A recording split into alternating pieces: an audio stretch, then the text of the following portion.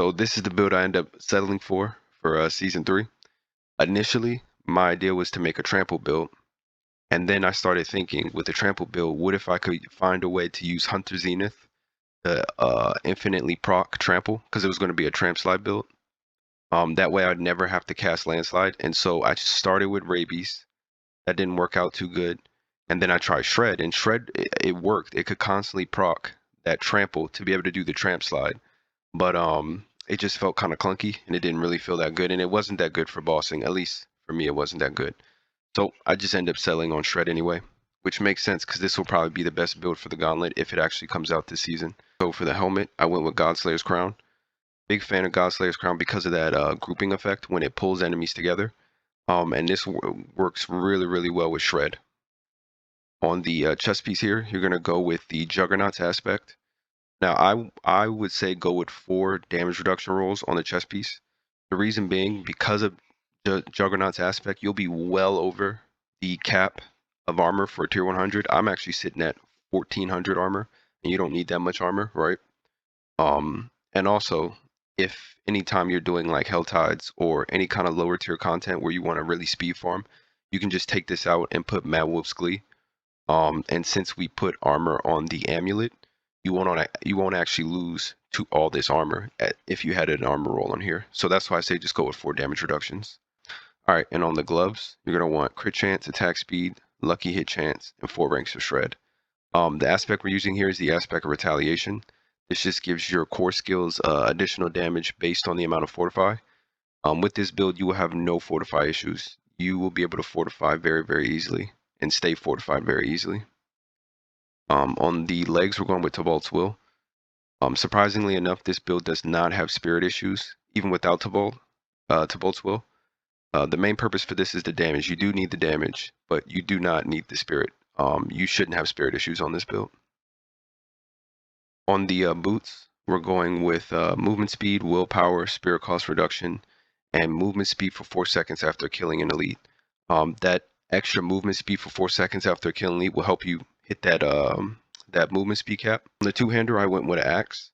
The stats you're going to want are damage to close, core skill damage, all stats, willpower.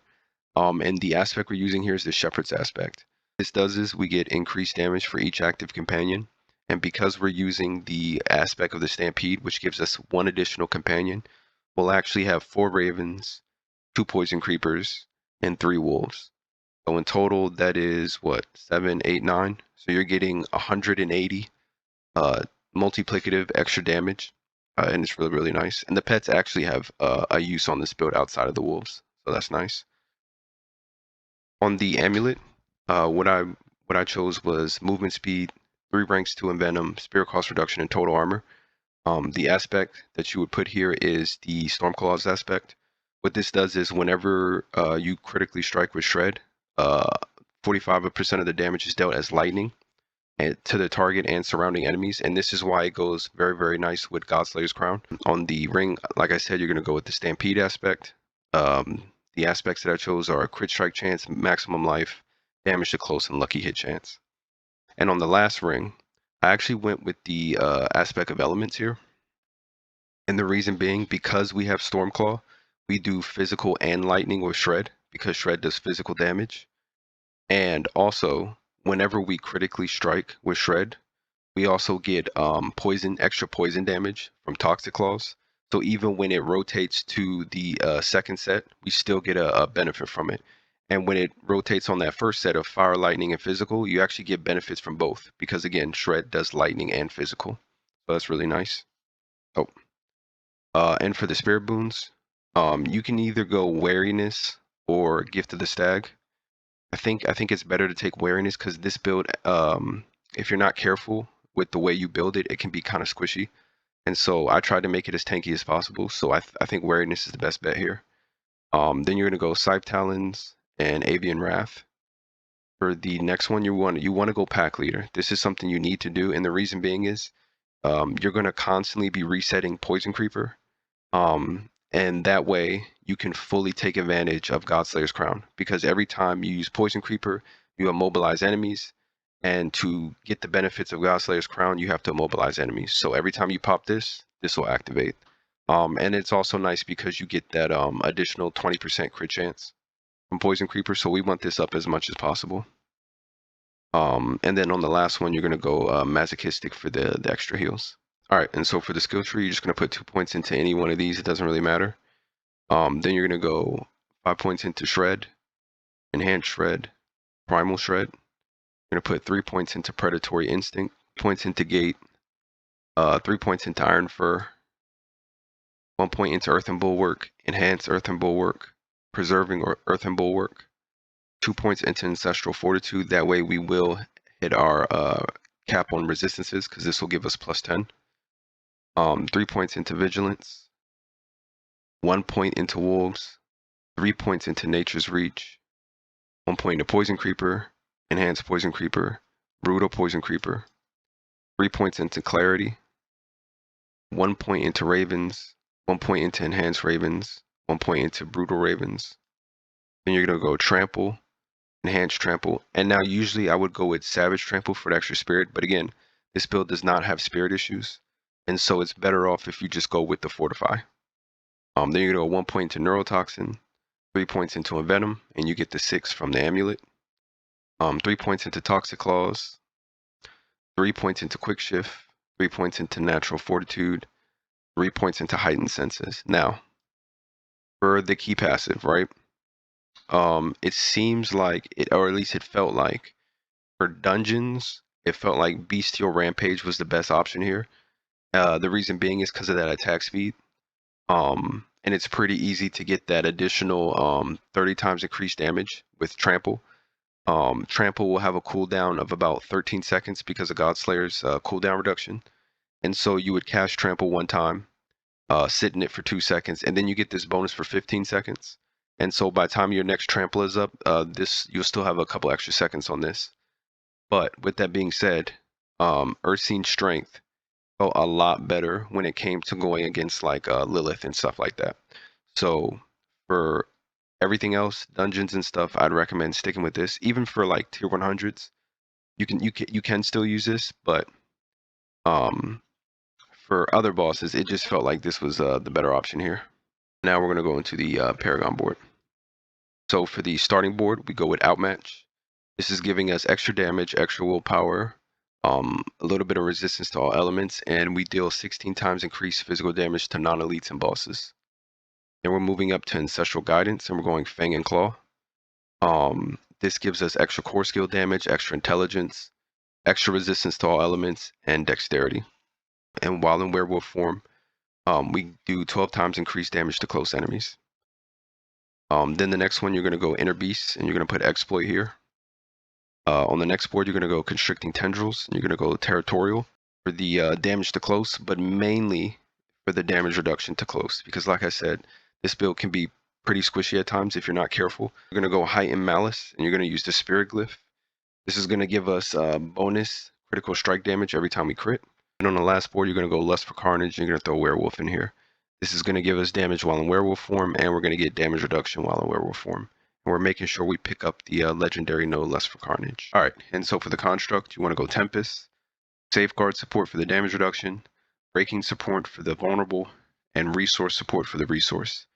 Then you're going to go Flash of Adrenaline, Fortify support for the Fortify, Duration support just to increase the duration, and then Tactical support to decrease the cooldown. All right, and so for the Lilith version, I just want to quickly go over it just because there are not too many crazy changes, right?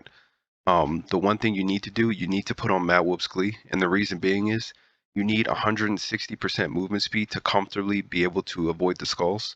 So this is like a quality of life thing. It's just going to make your life a lot easier when you go against her. I highly recommend you take out Trample and put in Petrify. The last change that I highly recommend is that you use Ursine Strength over the Bestial Rampage. Now, usually for the other build, you use Bestial Rampage. It feels a lot better. But what I found is, whenever I put on Ursine Strength, so you don't get the 20% max life because you won't be in Werebear, but you do get the 25 times increased damage and the 25 times increased overpower when you're healthy, right? And so what I found is, whenever I use this, I was actually able to skip all the mechanics in the first phase. Like you don't have to do a single wave because you can get that random overpower proc, and then you can delete her in like 3 seconds. So I highly recommend you switch to that. And the other changes are very small. You most likely don't even have to do them.